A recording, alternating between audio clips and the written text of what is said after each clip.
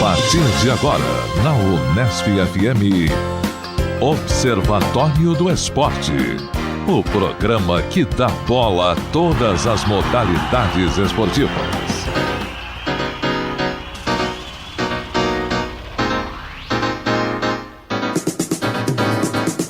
Um abraço para você sintonizado em 105,7 nas ondas da Unesp FM. Hoje é sábado, dia 29 de julho. O ano é 2017. Eu sou Guilherme Dias e começa agora mais uma edição do Observatório do Esporte. No Observatório, informação e análise dos acontecimentos esportivos da semana. Nesta edição vamos falar sobre os direitos trabalhistas dos jogadores de futebol. Você sabe quais são esses direitos? Como a consolidação das leis trabalhistas e a Lei Pelé contemplam esses profissionais? E de que maneira a reforma dos direitos trabalhistas afeta os jogadores? Entrevistamos Carlos Alberto Martins Júnior, advogado especializado em direito desportivo. Francisco Giordani, desembargador do Tribunal Regional do Trabalho da 15ª Região, e Rinaldo Martorelli, presidente do Sindicato dos Atletas Profissionais do Estado de São Paulo. Portanto, fique ligado, já já vamos abordar este tema. Aqui no Observatório a informação vai além das quatro linhas. Conosco hoje, Tuca Américo e Zeca Marques, lembrando que o Carlo Napolitano continua no seu período de recesso, né? Curtindo suas férias. Um abraço para o nosso querido Carlão, que volta já na próxima semana, na próxima edição do Observatório do Esporte. Começamos com os destaques do nosso torcedor símbolo da Portuguesa de Desportos, Zeca Marques. Bom, um grande abraço aos nossos ouvintes, queridos amigos de mesa. Um abraço para o Carlo Napolitano, que está desfrutando de suas férias na Cordilheira dos Andes. Tá lá, que fará falta nos comentários sobre legislação trabalhista hoje? Exatamente, mas ele preferiu desfrutar das suas férias em Santiago do Chile. Muito bem. Bom, o meu primeiro destaque aqui, acho que é digno de nota, foi até o nosso diretor Fábio Fleury que deu a sugestão, é a Etienne Medeiros, nadadora brasileira, que venceu a prova de 50 metros nado costas no Mundial de natação que acontece na Hungria, em Budapeste. E só queria lembrar que é a primeira mulher brasileira a ganhar uma medalha de natação, né, uma medalha de ouro, e ela já tinha tido destaque nos Jogos Olímpicos do ano passado, na prova dos 50 metros livre. Ela chegou à final, infelizmente ela ficou em último lugar na final, ficou em 8º lugar, né? Mas ela inclusive tinha aquela coisa da imprensa brasileira, criou essa expectativa de que ela poderia ter medalha, né? E ficou em 8º lugar. O que chama atenção, Tuca Américo, é que há provas no Mundial que não acontecem, não são provas olímpicas, né? E ela, inclusive, estava dizendo aqui que ela não está preocupada com a Olimpíada agora e está se preparando, inclusive, para o outro Mundial que vai acontecer.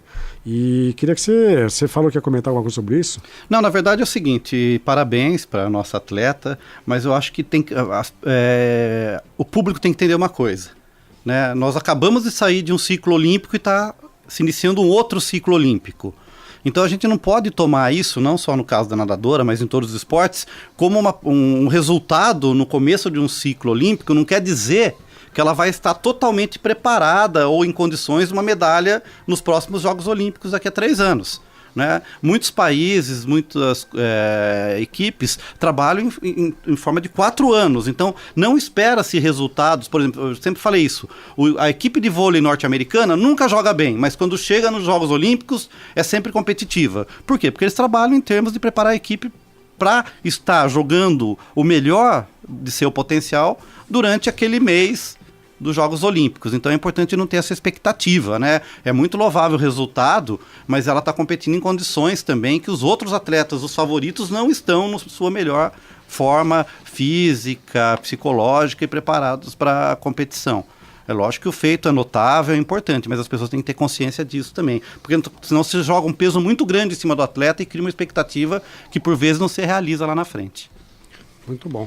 Bom, mais algum tópico? Não, tenho vários, nós vamos fazer um ping-pong. Vamos fazer então um bate-bola. Tá, não lá. É ping-pong, é tênis de mesa. Tênis de mesa. Ping-pong vamos então com o Tuca. Ping-pong é atividade recreativa. Sim. E o tênis de mesa é modalidade esportiva. Legal, então vamos de tênis de mesa então.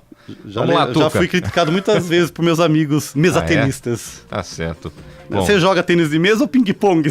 Nenhum dos dois. Então vamos lá. Eu tenho um fascínio por listas, Zeca. Não sei se você notou, eu sempre trago listas aqui, porque eu acho que listas são polêmicas e divertidas de discutir e aguçam um pouco a percepção de cada pessoa, né? Porque todo mundo fala em lista, acaba criando a sua própria lista. Mas eu diria a você, apesar de você não ser jornalista, que o jornalismo adora listas. O jornalismo adora listas. Então adora fazer os 10 disso, os 10 maiores filmes brasileiros da história, que eu acho uma bobagem. E é engraçado que sempre são os mesmos que votam e sempre dá o Deus e o Diabo na Terra do Sol. Verdade. Na lista do melhor filme brasileiro. Com o qual eu concordo. E eu desconcordo. Você desconcorda. Então, quando a gente tiver um programa sobre cinema, a gente faz uma lista dos filmes. Então vamos à lista dos 5 maiores jogadores de basquete de todos os tempos, segundo o nosso grande Oscar Schmidt. Segundo ele, os 5 maiores jogadores que ele já viu durante a vida, né, foram Michael Jordan, Kobe Bryant, Magic Johnson, LeBron James e Larry Bird. E daí, você sabe quem ele considerou o melhor, Guilherme? Vou arriscar. Michael Jordan. Não, errou. O Zeca sabe porque eu já falei. Né? Então não vale. Ele elegeu Larry Bird. O Zeca acha que Larry Bird foi um grande jogador, realmente foi, mas eu não colocaria aí na minha lista. Não entraria. Né? Talvez no 5, mas eu ficaria entre... Do meu gosto de ver o basquete, eu gosto muito do Magic Johnson e do Michael Jordan. Estariam ali os dois empatados, né? Mas o Oscar, ele justifica. Então eu vou abrir aspas para citar a fala do nosso grande chorão Oscar Schmidt. Ter o Michael Jordan como ídolo é fácil demais. O Larry Bird não corria, não pulava e jogava melhor que todo mundo. Esse é o cara. Então acho que tem uma identificação aí. Porque o Oscar também não corria, não pulava e jogava muito. Era o estilão dele. Era o estilão dele. Então acho que ele se identificava. Ele falou várias vezes que o grande ídolo no basquete foi o Larry Bird. Quando ele foi homenageado no Hall da Fama do basquete norte-americano, quem prestigiou o nosso grande atleta lá foi o Larry Bird. Eles se encontraram. Então acho que tem aí uma gratidão pessoal e uma identificação com a forma de jogar do Oscar e do Larry Bird. Na verdade, esse ranking foi montado como uma defesa das suas próprias características. Né? Sim, com certeza. Eu não sei se o Zeca concorda. Não, a minha lista seria exatamente essa, tirando talvez o LeBron e colocando o Wilton Norman Chamberlain. Muito bem. E eu manteria o Larry Bird, e aí uma particularidade, um jogador branco no meio de um esporte dominado por jogadores negros. E para mim o Michael Jordan seria o Pelé do basquete, com todo respeito ao Magic Johnson, com todo respeito ao... qual é o outro que você falou? LeBron.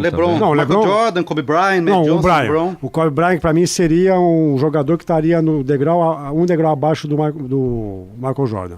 Sim. E o Magic Johnson, apesar de ele estar nessa lista, eu acho que tem muito a ver também com a vida dele. Sim. Então, um jogador que contraiu o vírus HIV e teve uma luta muito bonita contra a doença, e acho que essa superação, e ser um jogador muito carismático. Sim. Né? Muito carismático, mas eu acho que para mim os 2 maiores jogadores que eu vi jogar seriam o Magic Johnson e o Kobe Bryant. Eu lembro que nos anos 70, assim como o nosso diretor Fábio Fleury, quando era criança eu colocaria, por força da mídia, um nome bem famoso, que era o Karim Abdul-Jabbar. É verdade. Né? Que fez muito sucesso durante os anos 70. Mas então eu vou propor, já que você adora listas, faça a sua lista dos basquetebolistas brasileiros. Quem seria o seu top 5?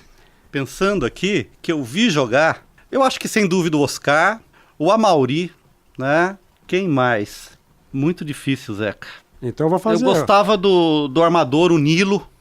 Então eu vou fazer... Porque eu jogava como armador, então era uma referência. Vou fazer a minha lista de bate-pronto. Eu tenho os nomes que são da minha infância, que era o Biratã, né? E Marquinhos. Então a minha lista seria o Oscar, sim, o Marcel, que fez uma bela dupla com ele. Marcel. O Carioquinha, que era um ídolo de infância. O ídolo de infância. Que jogou no Palmeiras. Sim. Eu vou repetir o Amaury e você esqueceu do maior de todos, que é o Vladimir Marques, meu parente. Marques. Tá Vamos testar. Eu tô brincando.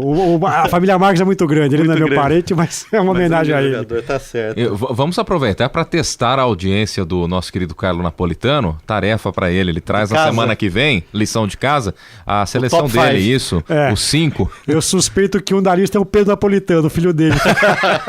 Tá certo, então fica aí pro Carlão, né? Pra ele já voltar de férias com a seleção aí, os seus escolhidos entre os melhores dos últimos tempos aí do basquetebol brasileiro. Você está em 105,7 nas ondas da Unesp FM. Este é o Observatório do Esporte, seguindo com esse ping-pong, no bom sentido, claro, agora de Zeca Marques. Olha, a nossa audiência interna aqui é grande, né? Então vou voltar aqui a repetir uma dica do Ayrton, o nosso técnico de eletrônica aqui da rádio. Ele comentou algo que ele ouviu esta semana sobre a publicidade do uniforme dos árbitros. A FIFA teve uma determinação que proíbe algo que a CBF colocou em prática. E ele perguntou comigo, até como ex-árbitro, o que eu achava. Eu acho que nada mais acertado do que se impedir qualquer tipo de publicidade no uniforme de árbitro, seja de futebol, seja do vôlei, do basquete, do tênis, porque é impossível imaginar que uma marca que queira anunciar no uniforme de árbitro não vai ter uma presença no esporte por outras vias. Então veja um caso recente no Brasil. A Crefisa, ela aparecia nas mangas de uniformes da arbitragem. E a Crefisa, até agora a gente sabe, é uma das principais investidoras do Palmeiras. Então, não basta ser honesto, tem que parecer honesto. Eu não imagino que haja uma pressão contra os árbitros no sentido de favorecer o Palmeiras. Mas eu acho que fica muito estranho imaginar que um clube que tem um patrocínio desses possa repetir o patrocínio na manga de uma camisa de árbitro. Então, eu até questionaria o fato de os árbitros usarem uniformes com muito destaque para a marca do material esportivo. E aí eu vou dar um depoimento pessoal. Quando eu comecei a arbitragem profissional em São Paulo, os árbitros eram responsáveis por adquirir os seus uniformes. Então eu comprava da marca A, um da marca B, um da marca C. Às vezes naquelas fotos de início de jogo, a gente tinha camisas amarelas de 3 tonalidades. Amarelo canário, amarelo ouro, né? Então ficava um horror. A partir dos anos 90, em 94, 95, a Federação Paulista foi pioneira e fez um contrato de patrocínio com uma marca de material esportivo e passou a ceder para os árbitros o material. Eram 4 jogos de uniformes por ano, mais a chuteira. Qual era a contrapartida? O logo do fabricante de material esportivo aparecia com grande destaque. Imaginem, num jogo de futebol transmitido pela televisão, quantas vezes se dá destaque para o árbitro. São muitas vezes. E, obviamente, para a marca de material esportivo. Como a classe dos árbitros sempre foi muito desunida, nunca acabou por se requerer um direito de arena sobre esse uso de uma marca esportiva. Sim. O que eu acho que seria natural. Os árbitros se contentaram com o simples fato de não terem que gastar do bolso o valor que correspondesse a 4 uniformes por ano. Mas se houvesse maior unidade entre essa classe, não faz sentido você ficar divulgando uma marca sem que você receba por isso. Tá certo. Tucá, sua vez, vamos lá. Vamos lá, teve uma matéria também que foi divulgada durante a semana no Globo.com que eu fiquei realmente muito preocupado, né? Embora seja previsível o resultado. Então o título da matéria é o seguinte: estudo encontra danos cerebrais em 99% dos jogadores de futebol americano. Né? E a gente viu aí já matérias, pesquisas, estudos relacionados aos boxeadores, a outro tipo a próprio rugby, que tem muito contato físico e tal, né? Mas é realmente assustador. Quando a gente olha o resultado da pesquisa, eu vou passar alguns dados aqui. A pesquisa foi feita a partir do exame do cérebro de jogadores de futebol americano falecidos, né? E descobriu que 99% deles apresentavam sinais da de doença degenerativa no cérebro, e o que se acredita ser causada pelos golpes repetidos que os atletas recebem na cabeça. Segundo a mesma matéria, eu vou aqui abrir aspas e ler textualmente: os pesquisadores encontraram evidências impressionantes de encefalopatia traumática crônica em 110 dos 111 cérebros doados de jogadores da Liga Nacional de Futebol Americana, de acordo com o estudo publicado na revista Journal of the American Medical Association. É muito preocupante, 99%. Né? Para vocês terem ideia, nos últimos anos, teve um acordo aí da NFL, que é a liga responsável pelo futebol americano lá nos Estados Unidos, e ela fechou um acordo de $1 bilhão em pagamento de ações para familiares e atletas. né?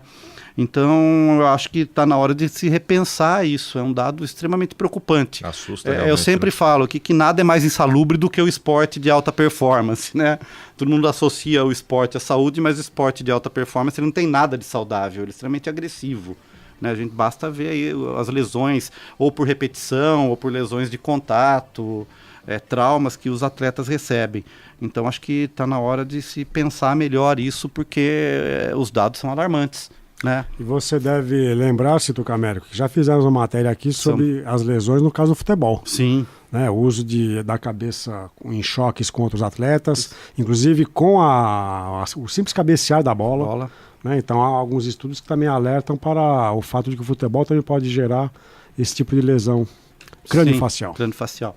Então, só para vocês terem ideia, aqui no Brasil, o Bellini, grande jogador, né, que tem a estátua lá na frente do Maracanã, teve o cérebro dele, depois de que ele faleceu, o cérebro foi doado pela família para realizar estudos sobre perigos da cabeçada, porque desconfia-se que ele morreu. Uma das causas da morte por dano cerebral foi o número exacerbado de cabeceadas, né, que ele deu durante jogos de futebol. Então a gente tem que prestar atenção que na verdade você só acaba descobrindo isso se tem um diagnóstico posterior e quando o atleta morre, coisa que no Brasil é difícil descobrir, né, Zeca? Eu queria também lembrar que no boxe Sim. Essa é uma discussão sem fim, né? O quanto sim. a sequência de golpes pode afetar o cérebro de um pugilista. Mesmo aquela questão polêmica da retirada do uso de capacete nos Jogos Olímpicos, né? Da proteção. E como o MMA ainda é uma coisa recente, é capaz que daqui a uns 10, 20, 15 anos a gente também começa a discutir o quanto que o MMA pode ser prejudicial. Até porque no MMA a cabeçada, o golpe da cabeçada é liberado, né? Então acho que tem riscos aí que as confederações, os órgãos que regulamentam o esporte deviam estar preocupados. Não é que a cabeçada é liberada, é que você pode atingir a cabeça não só com as mãos, não, você pode atingir com o pé, com a perna, com o joelho. Com o joelho, é verdade. Já vi que... Então no boxe pelo menos você ainda só pode atingir o adversário com as mãos e as mãos com uma luva que não tem o poder de impacto que tem, por exemplo, a luva do MMA. Ou uma joelhada na cabeça. Que eu penso que é um golpe mortal. Nossa, o que tem bastante, aliás, ultimamente, né? Muita joelhada na cabeça no MMA. Tá ok? Você está em 105,7, este é o Observatório do Esporte. Seguimos agora com o Zeca Marques. Voltar a uma questão polêmica que envolve arbitragem. Nesta semana, no jogo da Copa do Brasil na Vila Belmiro, Santos e Flamengo, o Santos teve a marcação de um pênalti a favor do Santos. O árbitro confirma o pênalti, o árbitro Voaden. E logo depois, avisado pelo quarto árbitro, ele volta atrás e ele marca apenas a saída de bola pela linha de fundo. O Santos fez um ofício à CBF pedindo a anulação da partida, porque alega que houve uma interferência externa na decisão do árbitro Leandro Voaden, né, que voltou atrás. E mais, o Santos alega que o repórter da Globo, Eric Faria, que estava na transmissão do jogo, teria comunicado ao quarto árbitro, que é o Flávio Rodrigues, que o pênalti não tinha acontecido. Eu acho que isso aqui é uma questão muito grave e quero só lembrar um fato que aconteceu também nos anos 90 na própria Vila Belmiro, quando os recursos de televisão eram um pouco diferentes e sequer se discutia o uso de ajuda externa para auxiliar o árbitro dentro de campo. O Márcio Rezende de Freitas, que era o árbitro de topo na época no futebol brasileiro, apitou a Copa de 98 na França, ele valida um gol num jogo Santos e Botafogo, valida um gol cuja bola havia rasgado a rede pelo lado de fora. E era um lance difícil de perceber pela televisão. E à época ele foi ajudado pelo quarto árbitro, que recebeu ali um comunicado de alguém da imprensa. E a questão é que ele voltou atrás, né, para o bem da validade do esporte. Sim, claro. Mas eu acho que dentro da lógica do futebol é muito complicado. Ou se libera esse uso para tudo, ou não se libera para nada. Né? Então acho que o Santos tem razão na sua queixa, apesar de que isso não vai dar resultado nenhum. Né? A CBF inclusive colocou no próprio site, depois dessa queixa do Santos, uma nota dizendo que o mais certo foi ter sido voltar atrás no lance. Mas mais uma vez, não se pode imaginar que um quarto árbitro que está no centro do campo possa ter uma visão melhor do que o árbitro que estava a poucos metros da jogada. Né? Então ou se libera essa ajuda para todos ou não. Você sabe que eu fui muito crítico à experiência que houve na Copa das Confederações do chamado vídeo árbitro ou árbitro de vídeo. Né? E acho que houve muitos acertos e enormes erros. Né? Mas isso é uma questão que ainda está em fase de ajustes, e eu acho que não dá para um quarto árbitro ser tão decisivo. E eu acho que tem algumas coisas contraditórias no uso da tecnologia, né, Zeca?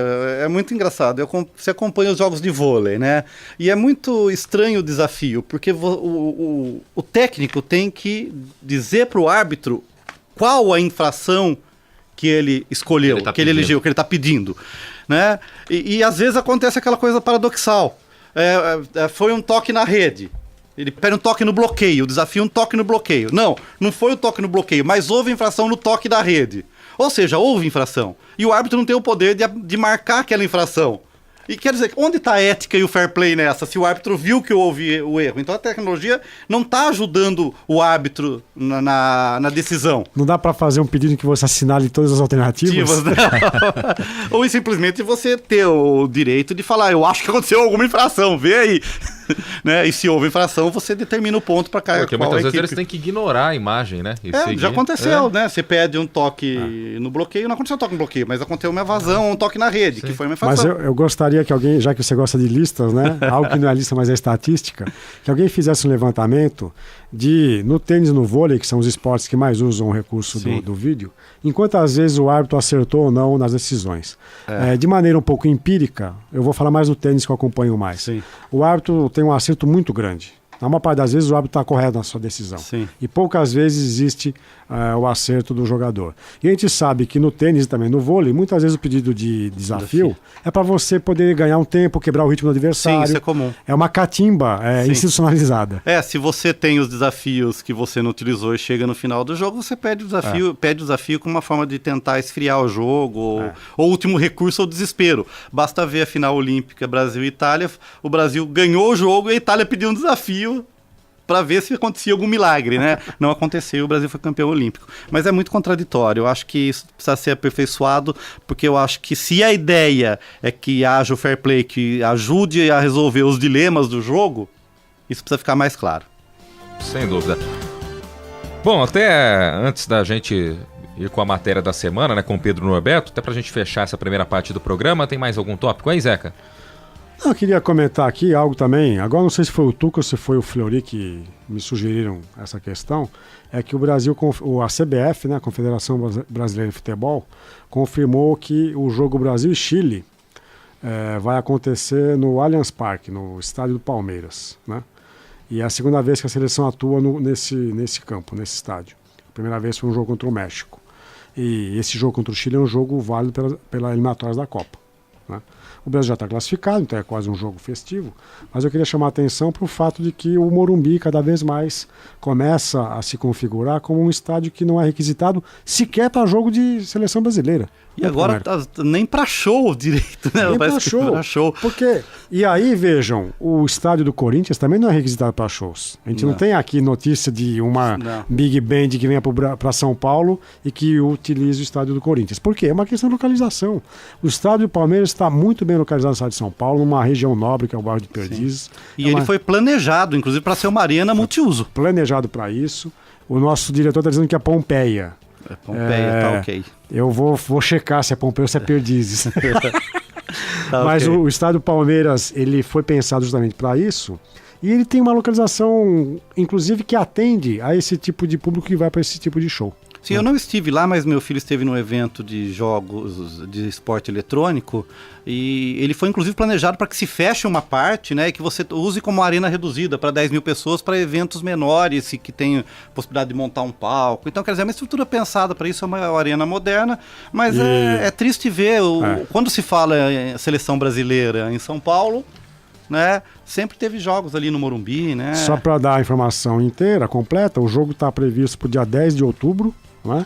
E vamos testar a audiência de Carlos Napolitano. Eu estive no estádio Palmeiras a convite de Carlos Napolitano. Olha que beleza, né? Retomando o assunto da renovação das equipes, né, que a gente estava comentando lá atrás, o nosso diretor Fábio Fleury me passou uma nota aqui interessante. A seleção brasileira masculina vai apostar em jovens talentos. Eu acho que isso é interessante. O César Guidetti, que é o técnico há 8 anos do Pinheiros, que teve uma atuação muito interessante no NBB, foi semifinalista, né, Guilherme? Semifinalista, né, eliminado por Bauru. Muito jovem, acho que a média era 21 anos, 22 anos, uma coisa assim, uma equipe extremamente jovem. ele foi anunciado como técnico interino da seleção brasileira, e a proposta é de chamar jovens talentos, jovens jogadores, para tentar essa renovação do basquete brasileiro. Eu creio que o esporte, o basquete é muito competitivo em nível internacional. O Brasil não teve bons resultados. Eu acho que a própria seleção olímpica foi uma decepção. A gente apostava muito nesses jogadores que estão na NBA e o resultado não foi satisfatório, né? E era uma seleção já envelhecida, embora experiente, mas não soube... nem da primeira fase passou. Nem né? da primeira fase. Acho que foi decepcionante a atuação do basquete nos Jogos Olímpicos, tanto o feminino quanto o masculino, né? Eu acho que não teve o preparo necessário para defender os jogos aqui em casa, né? Mas interessante, então, pensar nessa renovação. Acho que isso é importante e, como eu falei lá atrás, como está no início de um ciclo olímpico, quem sabe, talvez, com muita vontade, muito treinamento, a gente consiga ter resultados, não medalhas, mas resultados melhores, né? Que o Brasil tem uma história no basquete, né? Eu acho que isso é importante. Precisa ser resgatado, né? Sem dúvida nenhuma. Bom, você está na Unesp FM em 105,7, este é o Observatório do Esporte. Agora vamos com a matéria deste sábado. A locução é de Pedro Norberto. Observatório do Esporte. Confira a reportagem da semana, um tema em debate. E os direitos trabalhistas do atleta profissional são regidos pela Consolidação das Leis Trabalhistas, a CLT, de acordo com a Lei Pelé. A atividade dos esportistas é caracterizada por remuneração em contrato formal de trabalho firmado com a entidade esportiva. O contrato do jogador de futebol deve conter cláusula penal para suposto descumprimento, rompimento ou rescisão unilateral. Carlos Alberto Martins Júnior é advogado especializado em direito desportivo. Ele conta os motivos da criação da Lei Pelé. Ela é uma lei que estabelece os parâmetros e diretrizes específicas para todos os trabalhadores. E a partir dela é que se tem todos os contratos e todas as especificações que deve se ter numa relação entre o atleta e o clube. Essa lei, ela traz algumas diretrizes específicas do esporte. Então, por exemplo, se tem uma discussão grande se o atleta, quando ele está dentro da concentração, se esse período em que ele está à disposição do clube pode ser considerado hora extra ou não. O atleta ele entra normalmente na sexta-feira à noite e sai no domingo depois do período. Então, essas especificidades do contrato de trabalho do atleta é que a Lei Pelé vem, traz essas diretrizes para completar o que a CLT dizia. Antes do surgimento da Lei Pelé, existia a Lei do Passe. Por meio desta lei, o jogador ficava preso ao clube mesmo depois do fim do contrato. Rinaldo Martorelli é presidente do Sindicato dos Atletas Profissionais do Estado de São Paulo. Para ele, o fim da Lei do Passe foi benéfica para o Campeonato Brasileiro. Quando acabou o passe, o campeonato valia 10 milhões de reais. Hoje vale 1 bi. Hoje, os patrocinadores se interessam muito mais pelo futebol, a ponto da Crefisa colocar aí, além do patrocínio, mais quase 100 milhões no Palmeiras por ano. Quer dizer, era um discurso que na prática se mostrava mentiroso e hoje os fatos comprovam isso. O mundo mudou, há uma necessidade de acompanhamento dessa mudança em termos de negócio, em termos de entretenimento. Antigamente o entretenimento que se tinha era só o futebol, hoje não, hoje tem uma gama de entretenimento e há uma disputa. E o futebol ficou ainda vinculado só à paixão do torcedor, mas a paixão do torcedor não faz que ele consuma. Francisco Giordani é desembargador do Tribunal Regional do Trabalho da 15ª Região, responsável pelo interior do estado de São Paulo. Francisco defende que a CLT contempla os direitos dos jogadores de futebol e comenta a importância da Lei Pelé para esses profissionais. Ela foi importante, porque o que nós tínhamos antes tinha a questão da lei do passe. Passe, de certa maneira, era um grilhão que aprisionava os atletas para o clube, mesmo depois de vencido o contrato. Então era uma coisa muito complicada, a lei do passe era muito complicada. À medida que foi sendo previsto com a Lei Pelé, depois de um tempo, a extinção disso e tal, a evolução a partir daí, eu acho importantíssimo porque deu uma maior liberdade ao atleta. E a partir daí, umas alterações foram surgindo, algumas favoráveis, né? Outras nem tanto. O problema maior que a gente enfrenta, há um entendimento muito forte de pessoas extremamente capacitadas que entendem que a CLT é incompatível na maioria dos seus artigos, pelo menos, com a atividade do futebolista profissional. E há outros que entendem a CLT se aplica muito ao atleta. Essa questão de que a atividade do futebolista tem peculiaridades, quantas profissões não existem que têm as suas peculiaridades? E nem por isso se deixa de aplicar a CLT. Se há uma lei específica da profissão, se aplica a lei específica e no que ela não regula, entra a CLT. Ao contrário de Francisco, Carlos Alberto Martins Júnior defende uma lei específica para a categoria dos jogadores profissionais. Eu acho que a atividade do jogador de futebol, ele é realmente diferente das demais. Então, primeiro, ele tem horários diferentes, ele tem uma carga de trabalho diferente, ele tem uma limitação do período que ele fica com a família, ele tem uma carga de atividade física muito grande. Tudo isso daí a gente tem que considerar. A CLT, ela traz uma disposição genérica. Então, a CLT, ela se preocupa com o trabalhador geral. O atleta de futebol, ele tem particularidades além disso. Então, ele precisa realmente ter uma preocupação maior com isso. A Lei Pelé, ela veio exatamente para cobrir essas especificidades. Mas, pelo que a gente tem visto, não é o bastante, não é só. Então, quando houve o acidente da Chapecoense no final do ano passado, se descobriu que alguns dos atletas não tinham seguro, por exemplo, que é uma obrigação que a Lei Pelé traz. Qual que é a penalidade que o clube tem em relação a isso? Não se sabia. Então, tem algumas questões que não estão muito bem pontuadas ainda. O atleta de futebol, principalmente pela parte emotiva que ele tem com os torcedores e tudo mais, ele precisa ser melhor visto. Mesmo com a existência de várias leis, um grande desafio é o cumprimento dessas leis. O presidente do Sindicato dos Atletas do Estado de São Paulo, Rinaldo Martorelli, indica qual é o maior problema vivido pelos jogadores. Sem dúvida, é a questão da falta de pagamento de salário, que é o mais elementar dos direitos. O atleta trabalha e nem sempre ele recebe. Tanto que, para isso, nós negociamos tanto com a federação quanto com a CBF uma forma de esse inadimplemento salarial, colocando no regulamento das competições penalização de perda de 3 pontos caso o clube não cumpra com sua obrigação. Rinaldo explica que a omissão das entidades é um fator que dificulta o cumprimento das leis impostas aos clubes. A gente discute com as instituições maiores, tanto a federação quanto a CBF. Então, esses acordos, essas negociações mais específicas que podem trazer benefícios, nós negociamos com a Federação Paulista e com a CBF. Só que quando isso vai para o clube não respeita. E a Federação e a CBF não impõem uma forma de respeito. Eu, quando presidente da Federação Nacional de Atletas, eu negociei com a CBF o sistema de licenciamento para os clubes, que vem exigir requisitos mínimos para que os clubes disputem as competições oficiais. E havia uma primeira previsão de entrada em vigor agora em 2018. Eu não sei como é que a CBF vai lidar com isso, porque toda hora os clubes vivem chorando pitangas e não cumprindo aquilo que eles têm de benefício. Profut, por exemplo. Profut deu a possibilidade de parcelamento das dívidas em 240 meses, com a contrapartida que eles cumprissem os pagamentos de salário e cumprissem com a regularidade da certidão nacional de débito. E eles foram lá chorar no Ministério do Esporte, para a CBF, a Federação, todo mundo ajudou para que isso fosse postergado para 2018. E o Profut entrou em vigor em 2015. Ou seja, então a gente não sabe, toda hora tem uma choradeira para que eles não cumpram com as regras que vão fazer com que eles tenham a obrigatoriedade de pensar o futebol. O advogado Carlos Alberto Martins Júnior complementa o debate afirmando que a lei trabalhista deve proteger o atleta. A legislação trabalhista ela tem que ser muito protecionista aos jogadores, por mais que isso possa doer no clube. Porque o atleta ele é pai de família, o atleta ele depende desse salário como todos os outros trabalhadores. Então a gente precisa tomar muito cuidado com o que a gente lê na internet, que os clubes estão sendo prejudicados por determinadas condutas, porque é um pai de família que está lá. É o cara que precisa receber aquele dinheiro para botar o leite e o pão em casa. O filho dele depende disso. Então a gente está tratando de um ser humano.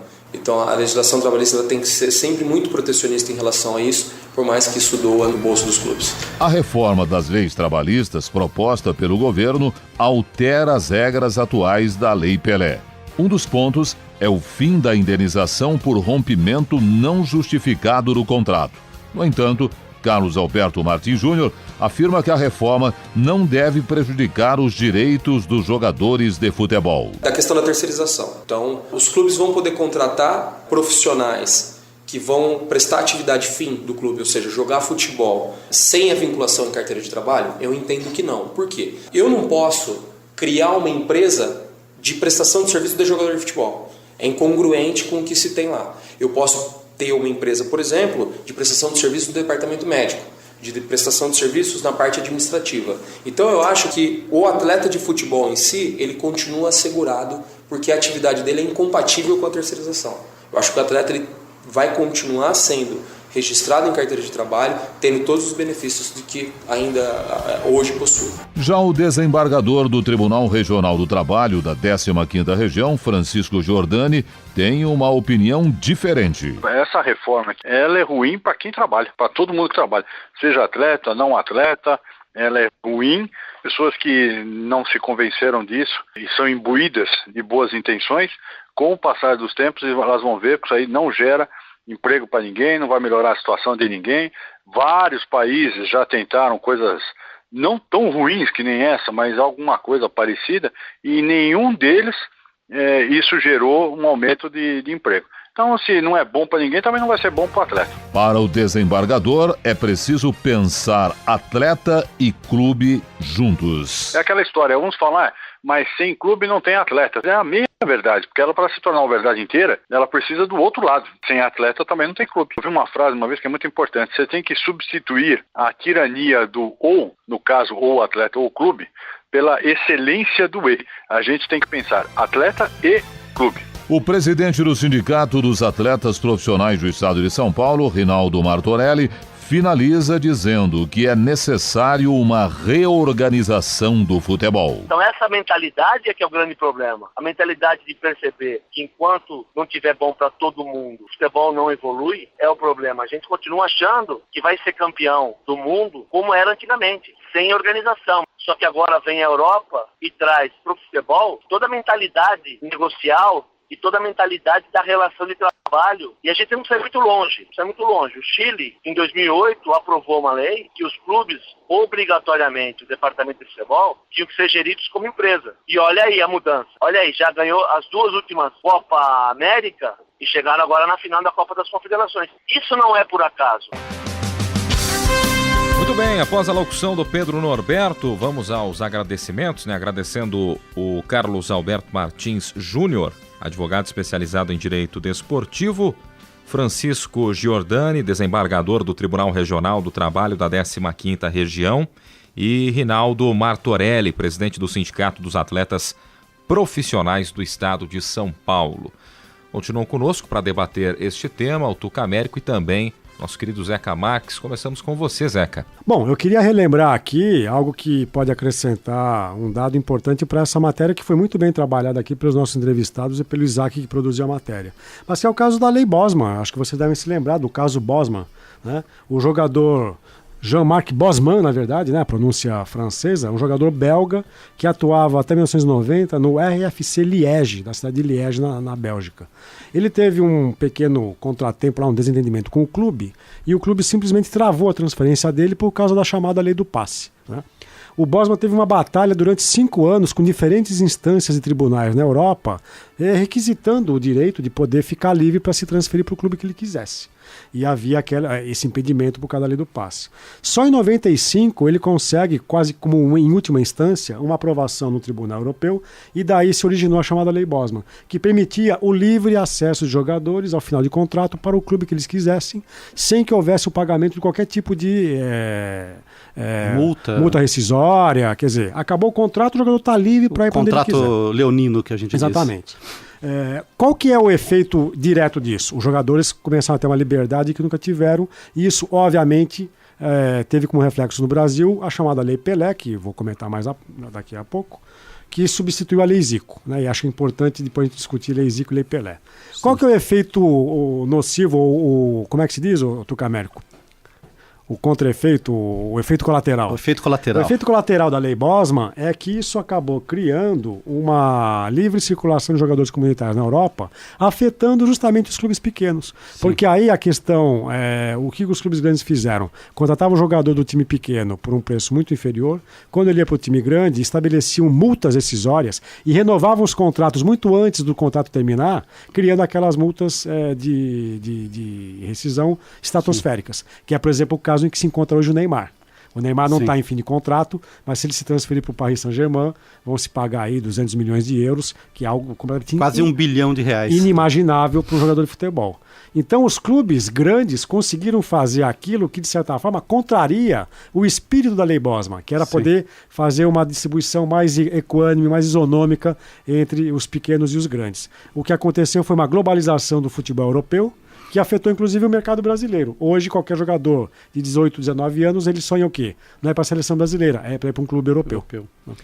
Tá certo, você está em 105,7, este é o Observatório do Esporte. A matéria desta semana foi produzida pela Marina Borges e também pelo Isaac Toledo, que aliás deixou um conteúdo pra gente, comentando a respeito desse tema. Vamos ouvi-lo então. Olá Guilherme, olá os amigos da mesa, aos nossos queridos ouvintes. Eu vou trazer uns aspectos bem interessantes com relação ao tema da matéria dessa semana. O primeiro deles é que somente no ano passado a CBF divulgou um balanço referente à situação do futebol brasileiro, o que é algo impressionante, sendo que ela gere talvez a maior paixão nacional. Vamos aos dados. Foram registrados 776 clubes profissionais no Brasil no ano de 2015. No entanto, somente 100 desses clubes atuaram nas 4 divisões nacionais, ou seja, aproximadamente 13% dos clubes brasileiros é que atuam em competições nacionais. Outro dado importante, agora entrando de vez no tema da matéria, é que foram registrados 28.203 atletas profissionais.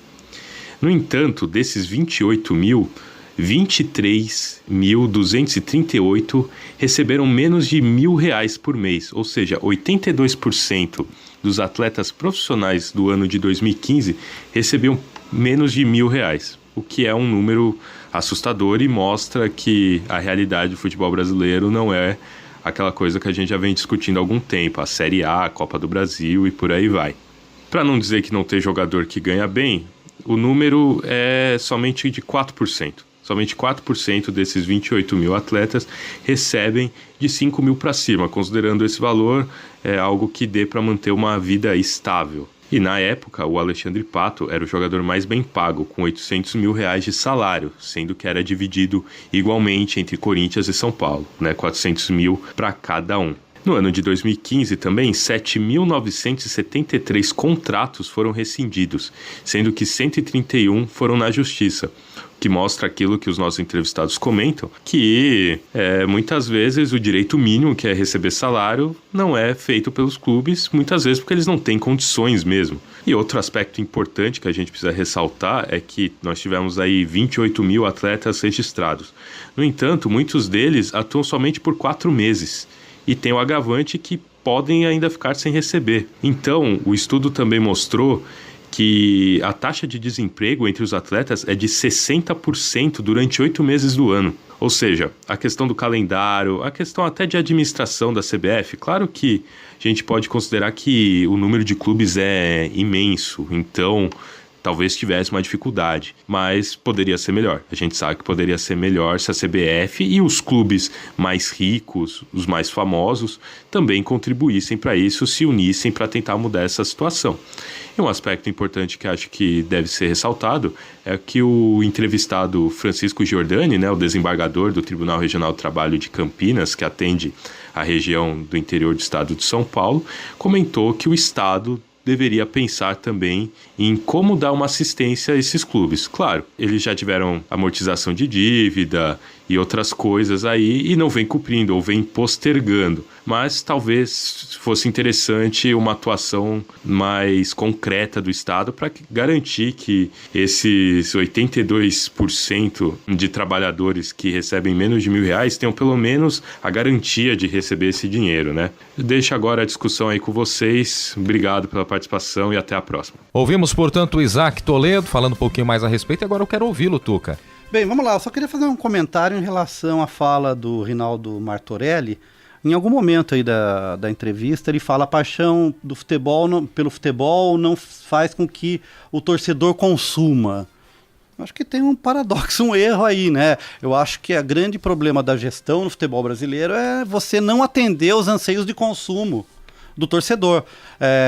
Eu acho que, por exemplo, A gente já notificou aqui alguns programas faz muito tempo quanto que o Flamengo recebia com venda de camisas, e era uma cifra astronômica, né? Quanto que o Corinthians deve ganhar com essas mudanças constantes de camisa. Quer dizer, existe um mercado consumidor. Eu acho que os clubes, por não serem empresas e poucos deles terem um marketing realmente profissionalizado, sabem criar esse tipo de remuneração extra, esse ganho extra com o consumo dos torcedores. Basta ver, Zeca, o turismo que as novas arenas da Copa gerou, sim, né? Todo mundo quer assistir um jogo no Allianz Parque, todo mundo quer assistir um jogo na Arena do Corinthians. Mas não só isso, Camérico. Quem vai para a Espanha, quem vai para Madrid e Barcelona, está começando há muito tempo a incluir como destino de visitação os estádios do Barcelona e do Real Madrid. Sim, e tem pacotes de turismo, você tira foto com taça, visitas programadas. Duas cidades, mas isso acontece nas grandes cidades europeias que têm times fortes e times conhecidos, né?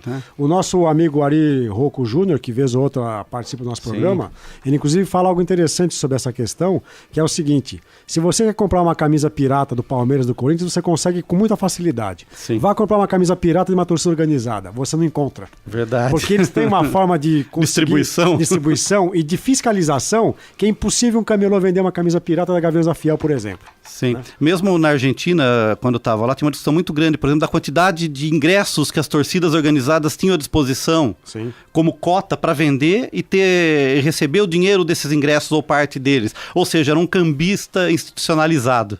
Mas, Guilherme, depois de ouvir o Isaac, a gente também pode ouvir a Marina aqui. Sem dúvida nenhuma. Vamos então à opinião da Marina Borges, ela que também colaborou e foi uma das produtoras da matéria desta semana. Um abraço para você, Marina.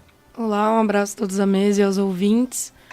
Bom, eu acho que a reforma, ela retirando os direitos dos jogadores, ela não vai contribuir com o esporte em si, o esporte nacional. E ela vai atingir a parcela mais pobre dos jogadores profissionais, que é cerca de 80%, recebem até R$1.000.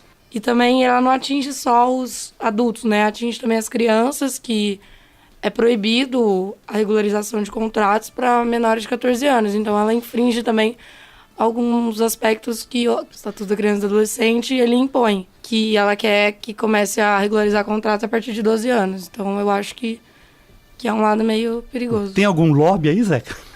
Não, mas o que eu acho é o seguinte, algo que foi dito também na entrevista. A vida do jogador de futebol profissional é muito diferente de um trabalhador comum. Então, obviamente que tem que haver um tipo de ajuste. Porque, veja, um jogador, vamos pegar aqui uma média. Um jogador de futebol começa a encarar isso como uma profissão de fato, vamos pensar 16 anos, que é uma idade razoável. Sim. E hoje nós temos uma média, jogadores que atuam até 36 anos com alto poder de competitividade. Então, um jogador de futebol, na média, vai ter 20 anos de atividade profissional. E normalmente, quando ele chega aos 35, 36, ele começa a pensar em encerrar a carreira. Veja o nosso caso do Camérico, professores universitários. Eu entrei na Unesp com 42 anos. Se eu fosse um jogador, eu jamais poderia ter emprego aos 42. Sim, né? Eu aos 40. Então, e você aos 40. E nós, na verdade, eu acredito que hoje eu tenho 50, você 51. Sim. Eu acho que agora que nós estamos atingindo a nossa maturidade acadêmica. Começando. Um jogador atinge a sua maturidade com 28, 29. Sim. É muito diferente. E o que foi dito, o jogador também não tem final de semana, porque não vive em família. E ele, obviamente, tem que ganhar em 20 anos aquilo que nós, por exemplo, vamos ganhar em 40, 50. Quer dizer, ele é obrigado a fazer a sua previdência. Se a gente pensar no Neymar, ele ganha em um mês o que a gente ganha na vida inteira, né? Mas não várias encarnações. Mas o Neymar é uma situação bem diferenciada. Agora, eu queria, como eu falei há pouco, debater um pouco essa questão da lei Pelé que substituiu a lei Zico. O Zico, quando foi nomeado no governo Collor como uma espécie de ministro sem pasta dos esportes, ele tinha um clube de futebol no Rio de Janeiro, o CFZ. Que era o clube de futebol do Zico. O Zico pensa uma lei que dava muito poder aos clubes. Os clubes poderiam formar suas ligas, poder administrar os campeonatos, e acho que isso fazia sentido com alguém que tinha um clube. Sim. Então havia até um interesse pessoal, né, particular, que de certa forma podia até causar um certo tipo de conflito de interesse. Mas enfim, era uma lei que dava muito poder aos clubes. A lei Pelé surge com algo que eu acho que é aparente poder ao jogador. Porque o Pelé, à época que era o ministro também sem pasta dos esportes do governo Fernando Henrique Cardoso, ele tinha uma agência de marketing esportivo. E para mim a Lei Pelé, ela criou um poder que não existia até então do empresário de futebol. Então hoje o clube é pobre e o empresário é rico. Sim. Antigamente o jogador ficava refém do clube, hoje ele fica refém do empresário. Então é ilusório achar que o jogador hoje tem autonomia sobre a sua carreira. É só você pegar qualquer jogador da seleção brasileira hoje e perguntar para onde você vai. Eu estou vendo como empresário. Ele não consegue dizer nada da vida dele, qual que é o passo seguinte. Sim. Tem assessoria para tudo. Né? Então eu acho que os clubes ficaram pobres. Só que qual que é o problema? Esses dirigentes todos são espécie de sanguessugas dos próprios clubes. E são, às vezes, agentes que estão infiltrados nos clubes por meio de outros diretores. Sim. Né? Então o clube hoje perdeu importância e tudo fica na mão, como já era antes, na mão do diretor, do presidente do clube. Eu só queria fazer 2 comentários. Primeiro, que foi bem pontuado na matéria, que eu dou os parabéns para a equipe que produziu, que poucas pessoas discutem, que a gente já discutiu aqui várias vezes, esses universos distintos. A gente tem um universo visível dos grandes astros do futebol e tem essa grande multidão de jogadores que são profissionais, mas trabalham em condições piores do que de amadores, né? E uma outra coisa que eu acho que é um erro político é tratar o futebol à parte de outros esportes, como ele sozinho tivesse problemas. Eu acho que muitos outros esportes têm esse problema, né, que podiam juntar e criar uma lei relativa à questão trabalhista dos atletas e não do futebol em si. Eu sempre acompanho o vôlei, tá claro, sempre até tiram sarro de mim sempre falar do vôlei, mas uma das coisas que a seleção sempre reclama, eles têm 2 períodos, um período de clube e um período de seleção, e eles sempre reclamam do período de seleção, que fica 1 mês, 2 meses fora de casa, viajando em competição. Mas aí, Tucanérico, a regulamentação do trabalhista do jogador de futebol profissional começa nos anos 30 com o governo Getúlio Vargas. Só que os outros atletas e esportistas que não eram do futebol eram amadores, eram considerados sempre amadores. Se recusaram a ter esse tipo de legislação, porque sempre havia aquele ideal olímpico do amadorismo. Sim, até os anos 80. Tá, mas se a gente pensar no Ademar Ferreira da Silva, medalhista de ouro 2 vezes no salto triplo, sim, não dá para considerar que ele fosse um amador. Sim. Ele pertencia ao São Paulo, ele tinha uma vida de treinamento e extrema dedicação. Então, o amadorismo nos esportes olímpicos sempre foi um amadorismo meio de fachada. Sim, sim. Porque pensa nos nossos atletas, João do Pulo, que também foi outro vencedor de Jogos Pan-Americanos no salto triplo. Você acha que ele era amador? Não, não, eles viviam disso. Ele tinha outra atividade além do atletismo? Não tinha. Não, às vezes eles tinham uma atividade de fachada, registrada na carteira como um secretário, um auxiliar, um treinador. Mas eu acho que chegou a hora de o Ministério do Esporte, o Ministério do Trabalho, pensar em uma regulamentação para o esporte profissional. Sim, claro. Para o atleta profissional, o desportista profissional. Sim, vamos pegar um exemplo. Durante os Jogos Militares, o que aconteceu? Os atletas eram contratados como militares, recebiam treinamento rápido, né, tinham uma patente para poder receber um salário do Exército para poder competir. Exatamente. Né? Então, quer dizer, eu acho que fere um pouco o espírito dos Jogos Militares. Não eram militares, eram atletas que estavam militares e não militares que eram atletas. Então, quer dizer, tem um monte de situações paradoxais e conflituosas que precisam ser resolvidas. E eu acho que a gente tende a só privilegiar o futebol, lógico, é mais popular, está mais na mídia, mas a gente tem que pensar também em outros esportes, porque essa questão da profissionalização impede também o crescimento de outros esportes. A gente já discutiu aqui também, Zeca, que o grande problema do esporte brasileiro é a questão do atleta quando ele decide se profissionalizar, né? Então, diferente de outros países como os Estados Unidos, por exemplo, que tem um esporte universitário que serve de transição, enquanto ele está na universidade, ele está treinando, ele tem uma bolsa, está se formando, e é um atleta olímpico e depois vai ter uma profissão enquanto ele durar a carreira esportiva. No Brasil, a gente já falou isso 1000 vezes aqui, quando chega no momento de escolher em continuar a atividade esportiva como profissional ou ingressar nos estudos numa universidade, a gente perde acho que 80% a 90% dos nossos talentos que poderiam ser atletas medalhistas olímpicos. E você, ouvinte do programa que acessa as redes sociais, curta a nossa página no Facebook, o endereço é facebook.com/Observatório do Esporte. Acesse também o blog do nosso programa, o endereço é observatoriodoesporteunesp.blogspot.com.br.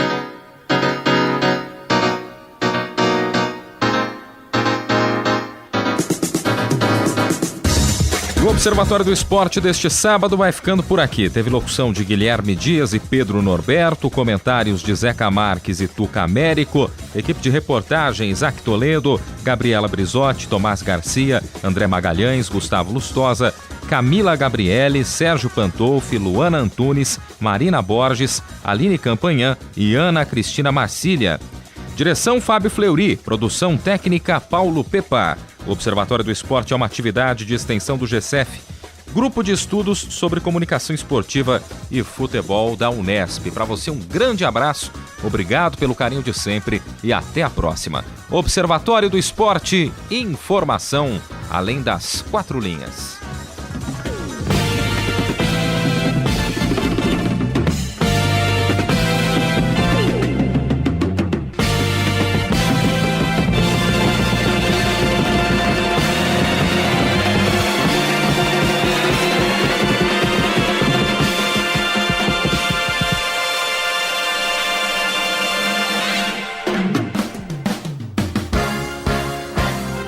A Unesp FM apresentou Observatório do Esporte, o programa que dá bola a todas as modalidades esportivas.